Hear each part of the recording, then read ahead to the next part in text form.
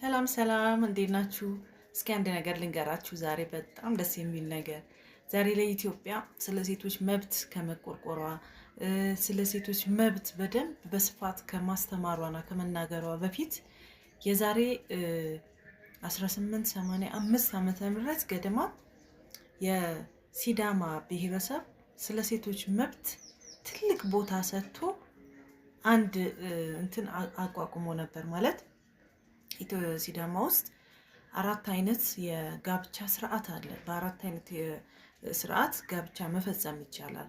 ከዛ ውስጥ አንዱ አድዋና ይባላል። አድዋና ማለት ወዶ ገብ ማለት ነው። ይሄ ደግሞ ለማን ነው? ለሴቷ የተሰጠ መብት ነው። ሴቷ የፈለገችውን የፈቀደችውን የወደደችውን ወንድ ስትወድ ከልቧ ስታፈቅረው በቃ አገባዋለሁ ብላ ስትወስን የልጁ እናት ጋር ትሄድና በር ላይ ቆማ ቂጣላ የሚባል ቅጠል አለ።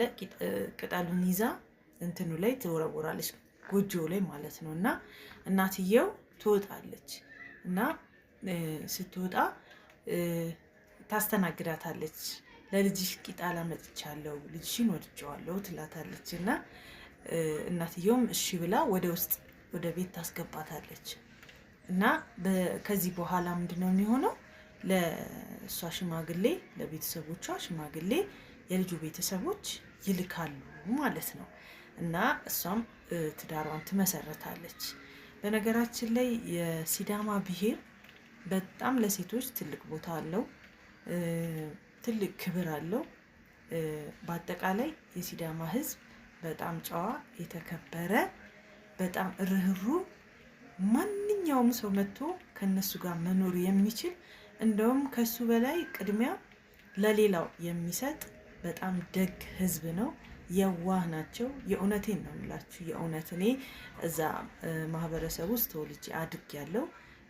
ፍቅራቸውን፣ ክብራቸውን፣ ጨዋነታቸውን፣ ሰው አክባሪነታቸውን፣ ርህሩህነታቸውን በቅርበት አውቃለሁ እና እኔ ዛሬ ላይ የወጣሁት በጣም ላመሰግናቸው ነው። በእርግጥ ክብሬን በዚች አሁን ባልኳችሁ አድዋና በምትል የ2 ሰዓት ቲያትር ጽፌ ብሔራዊ አሳይቻለሁ። የሲዳማን ባህል የ2 ሰዓት የሙሉ ጊዜ ቲያትር ነው እና ክብሬን፣ ፍቅሬን በሰላም በደግነት ስላሳደጉኝ፣ ስለወደዱኝ፣ እንደ ራሳቸው አድርገው በእነሱ እቅፍ ስላደግኩኝ ክብሬና ፍቅሬን ለመግለጽ ስል ከብዙ ስክሪፕቶች መሀል የኔ